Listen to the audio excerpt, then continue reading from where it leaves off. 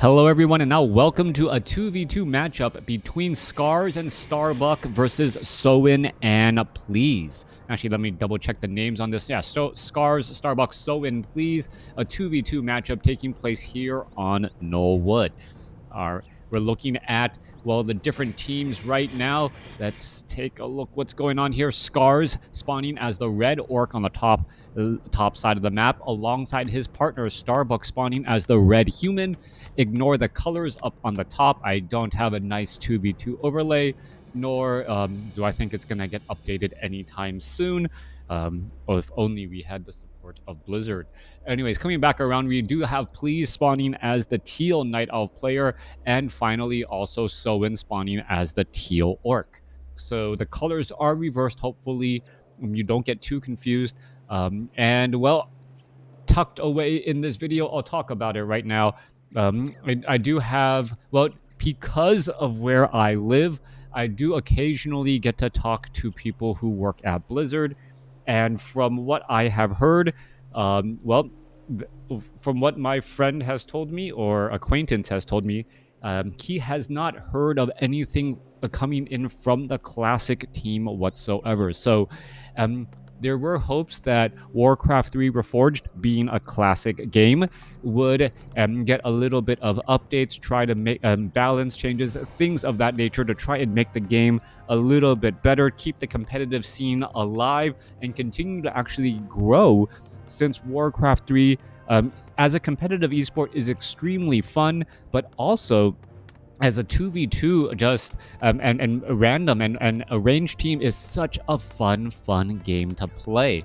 I've spent countless hours playing WarCraft 3 over the years, and now watching and commentating on the game for an additional 10 plus years and having a lot of fun just doing that. We are looking at Huntresses coming in from Please, coming down to the south here. It looks as though it is going to be Farseer Grunts. No, Tauren Chieftain. Excuse me, Tauren Chieftain Grunts. No, Tauren Chieftain Berserkers. So, all right, a little bit of frontline and backline there. Surprised that we aren't looking at a Priestess of the Moon with True Shot, or if we're going to be going for Headhunters, as that damage increase is significant. Coming back across for Scars. Scars is opening up with the Farseer, and well, the game is already underway here. Archmage of Starbuck looking to militia clear out this mercenary creep camp. I'm going to be doing an easy job right there. However, the Keeper of the Grove wants to punish, and how many peasants can he kill? All right, there is one peasant that is going to die. Another peasant is going to die here. There goes one peasant. Can he finish off any more there? There's a 79 hit point peasant with that Keeper of the Grove's name on it. There's another entangle. Going to go after another peasant there. And now up to 50 experience. Nope, going to get denied, but still takes down the unit. Back in the center portion of the map, Tauren Chieftain going up against a Farseer. However, those Spirit Wolves will be able to rack up quite a bit of damage on those Headhunters. 375 hit points, but the Spirit Wolves do deal normal damage, amplifying the amount of damage that these poor units take. Units are trying to retreat back. Now it gets taken down as the Tauren Chieftain, only with Endurance Aura, having a bit of difficult time trying to put back any pressure here. All right, Spirit Wolf could get taken down. One more final spear. It will finish it off, and the Tauren Chieftain getting closer to level 2. Farseer has to consider its options here, as the Farseer, now looking to retreat back, has plenty of hit points still, but the Tauren Chieftain does have a healing salves and is ready to go with Grunts and Headhunters together, as we're looking at more damage getting racked up onto Scars. Beautifully played by Please, bringing over a single Wisp, getting a detonation off on those two Spirit Wolves, and then allowing the Tauren Chieftain to get the remainder of the experience there, trying to get up to the next level. Tome of Agility going to get picked up. We are looking at the Headhunter down to 151 hit points. He's going to try and retreat back, with the Farseer down to 280 hit points, still trying to retreat, run back away, as a little bit of distance right there. Scars trying to catch up, as the Tauren Chieftain, now sitting at level 2, could have access to either Stomp or Shockwave. All right, Null Poacher, you can see that lower hit point Headhunter purposely hiding in the back here. Scar is going to give in more experience. Can't focus too much on any particular battle, as the Archmage now coming alongside that Farseer, trying to put in pressure from the north, as we are now looking at the Keeper of the Grove, still only sitting at level 1, killing a little bit of creeps, getting up to 55 experience. Tauren Chieftain now needs to engage here. Are we looking at a Shockwave? No. Stomp puts his foot down, and a massive Stomp this early in the game stunning down 4 footmen as the Keeper of the Grove now looking to engage as well. We're looking at 4 Troll Shadow Priest, Headhunters, Grunt trying to engage here. Low hit point Grunt trying to back away. Is the Tauren Chieftain going to throw down a stomp again? That is the question, as that endurance aura does benefit all of the units on the battlefield. That stomp only hitting a water elemental, as the radius not that large at level 1. Tauren Chieftain continuing to battle it up. Archmage in a bit of trouble, trying to back away, getting body blocked by his own units right there, as we're going to be looking at Huntresses getting picked off by the dual water elementals. Scars trying to chase down that low hit point Headhunter should be able to do exactly that. We're taking a look at a little bit of damage being added on into the front there, as that Headhunter trying to retreat back once more. Tauren Chieftain still leading the charge here, trying to shut down some of these Headhunters, as the Farseer, well, wants to finish off this Headhunter down to the south. We are looking at a proxy Voodoo Lounge being built in the center portion of the map as well, as the Keeper of the Grove could easily get off on an entangle and shut down that Grunt here. A lot of engagements going across the board. Are we going to see any entangles come down as the Tauren Chieftain now makes its way over? Scars could lose that Farseer down to 27 hit points and ends up using the Scroll of Town Portal. Does have Healing Salve, so it will teleport away, heal back up, and then make its way down to the south here. Not quite sure why it's not using that Healing Salve as of yet. It's already only at 40 hit points and will need a bit more. All right, this Voodoo Lounge down to the south will end up getting taken down, and Soin and Please in a great position as they are healing back up once more. 33 supply, 38 supply, going up against 34 supply and 35 supply. Overall, army sizes are very comparable, as the Keeper of the Grove and the Tauren Chieftain look to clear out this fountain of mana in the center portion of the map.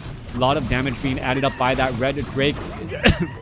Is that Red Drake going to get taken down? I do believe so. No Forest Troll Shadow Priest to try and heal up. Keeper of the Grove gets up to level 2, but more importantly, the Tauren Chieftain gets up to level 3, and a level 3 Tauren Chieftain with level 2 Stomp, that radius is going to grow that much more. And because this is a 2v2, the army sizes, well, are just going to be that much larger, and even though it's only 7 minutes into this game, you can really make a lasting impact overall. Alright, Keeper of the Grove looking to perhaps pick up some items from the Goblin Merchant Shop. Meanwhile, Shadowhunter has joined in on the battlefield as well. We see a Blood Mage also coming in from Scars. Starbuck and Scars bringing in a lot of heroes. 4 heroes already out onto the battlefield. Meanwhile, Soin and Please now bringing in its army here ready for that engagement. Those Headhunters can easily focus down this Orc Burrow. A lot of repairs are underway. Tauren Chieftain should consider just stomping to stun down many of the peons who are trying to repair. All right, continuing that fight here, back and forth. We are looking at the Red Army now looking to engage and perhaps try and save this position. But the amount of range units coming in from Please and Soin cannot be ignored. Quick Hex onto the Tauren Chieftain. Siphon Mana trying to shut him down already, as an Ensnare goes down as well. And the Blood Mage upside down on mana, as taking much of that mana already, and then taking even more from that Tauren Chieftain. Tauren Chieftain got 1 stomp off so far, and that is it. Engagement, Rifleman joining in on the battle entangle. There's a stomp in that frontline spot, but, well, not going to finish off any units as the ensnares do go down.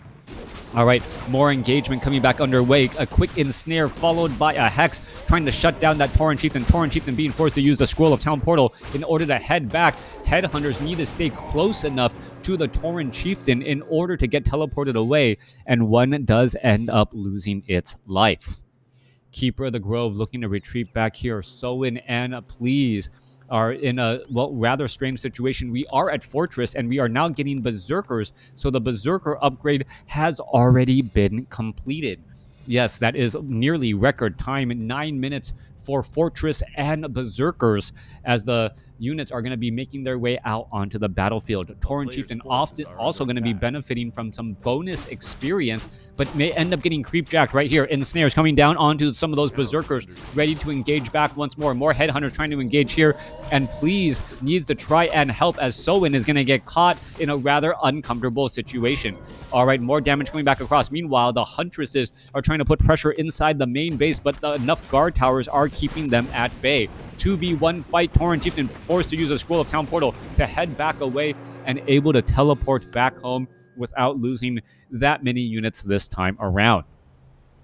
Huntresses still making their way back across here. Perhaps a couple of Huntresses can shut down the bestiary, and with that, stop any more of those ensnaring raiders. Tauren Chieftain once again taking a little bit of losing quite a bit of mana, as we finally see a Voodoo Lounge trying to be placed down, only forced to be cancelled again. 2v1 fight. There is no War Mill upgrades. We are getting up a Shadow Hunter, but those Orc Burrows could end up getting taken down very quickly. Scars attempting to take down the fortress here as well, and we could turn this into a base race already. Raiders are trying to take down the fortress here. A lot of damage being racked up, as well as we're looking back at the main base here. All right, it does not look like, well, there are repairs. It looks like pillage is being researched, but is not yet done. Fortress, 2,500 hit points, already down to 200, 190. It gets taken down with the help of all of those raiders and that siege armor. Meanwhile, Huntress is looking to try and finish things off here, as this is turning into a straight-up base race scenario. Orc peons being lost on both sides, and while tactical fighting, the player who is normally, or the team that normally fights together, wins together, and that may be the case right here, as Scars, well, is on repair, but has no more lumber and needs to get those peons back to work.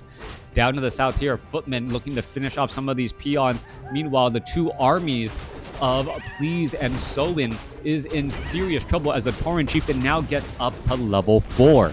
Level 4 Tauren Chieftain could spell a lot of problems. Shadow Hunter, I believe, was taken down earlier, as the Raiders are now going after the Hunter's Hall here. And remember that pillage was in fact researched, so hit and run tactics work out very well for the Orc, as damaging buildings gives them gold. Scroll of Town Portal now heading back, trying to rejoin in on the battlefield. Raider gonna see them all teleport away, and here we are. A little bit of a pincer play here, as the Tauren Chieftain coming in from the side, ensnares, keeping that Tauren Chieftain in check, unable to throw down Stomp, as the Blood Mage says all of that delicious mana is mine. Stomping finally coming down. Is it gonna be enough? Tauren Chieftain pretty much now out of mana, as the Blood Mage is just constantly shutting things down. 2v2 fight. Flame Strike now coming in from the Blood Mage, trying to rack up some damage onto those Berserkers, and now siphoning mana back into that Shadow Hunter to keep more units alive. Tauren Chieftain low on mana, not able to throw down any stomps, even though he is surrounded by a bench of red enemy units, still unable to finish them off, as the Kodo Beast goes down, taking away a lot of potential damage with it. Farseer and Archmage looking to pick off more units, as those Raiders slow down many of those units indeed. 19 over 40 supply for Please. Sowin could not be, is probably in a similar situation, since his economy is already gone, but the Tauren Chieftain does get up to level 5. Keeper of the Grove now up to level 4. Archmage now teleporting away, and where is this Farseer going to go? Sitting at level 2. Farseer, Shadow Hunter units are still trying to win however they can, and the Farseer able to hit the reset button and head back home. A Great Hall is trying to be rebuilt by Sowin, and well, one Footman is keeping track of all of this here. Tauren Chieftain gonna make its way over and perhaps shut it down. Now, remember, we were at Fortress earlier, and now that we are back only to a Great Hall, the Tauren Chieftain is not going to be getting that bonus experience any longer. Often on top of that, we're looking at 17 over 0 supply, needs to train up as much as it can compared to, and 36 over 40 compared to 49 over 51 and 39 over 54. Starbuck and Scars in great position to try and close out this game. The longer this game goes, the better it will be for Scars and Starbuck, as they still have the economic advantage for at least another minute and a half. Once all of this is taken care of, though, well, perhaps they should be harvesting lumber during this time, since they can't be harvesting gold. That would at least help with the overall production. It looks as though nope, they're going to try and harvest gold, even though the Great Hall is not done. Tauren Chieftain sitting at level 5, Shadow or Keeper of the Grove sitting at level 4. More items being sold, trying to pick up the right possible units. Also picking up a potion of invisibility alongside a potion of invulnerability to allow them to get plenty of stomps down. Tauren Chieftain could have used a visit to the Fountain of Mana, getting in quite a bit more mana, and perhaps multiple stomps in in the starting opening segments of the game to try and close the supply gap, as we are looking at Scars with multiple raiders and his partner Starbuck with riflemen and sorceresses. The Great Hall still not done. 40 over 50 supply by Please. Army is now on the move out across the battlefield. Tauren Chieftain nearing maximum mana. Should have enough mana for 3 or 4 stomps when the time comes, as we are now getting into the Tauren Totem. All right, Berserkers going into that frenzy, having that faster attack speed, trying to finish things off, as the Huntresses are now getting in some glaive bounce damage as well. Coming back around, level 4 now on the Shadow Hunter. Oh, a lot of claps coming in. Rock Golems getting in some big damage. Any easy way to head back to try and protect this expansion location? It does not look like it, as the Berserkers are looking to engage, and Treants are now coming back over. Fortified armor as the War Mill gets those reinforced defenses up and operational. Huntresses need to come back across, get some damage onto those peons, as we're now looking at a Scroll of Town portal to try and teleport into the situation. Here we are, off to the side here. Where's the other army going to land? In the same exact spot.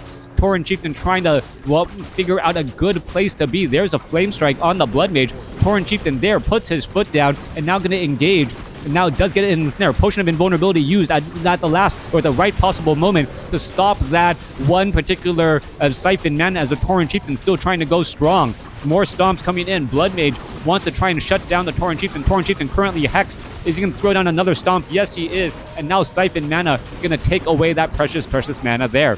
All right, using invisibility to perhaps try and get in a little bit more mana. Wanda mana stealing being used to take that last bit of mana away, as Scars now able to have a level 3 Farseer shut down that Tauren Chieftain still.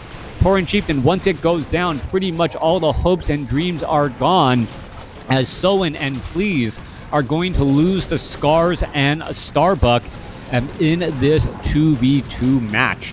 Good game, well played, as Starbuck and Scars winning with that harassment tactic, being able to pull out ahead ever so slightly. Thanks for watching. Thanks for listening. Hope you guys enjoyed it.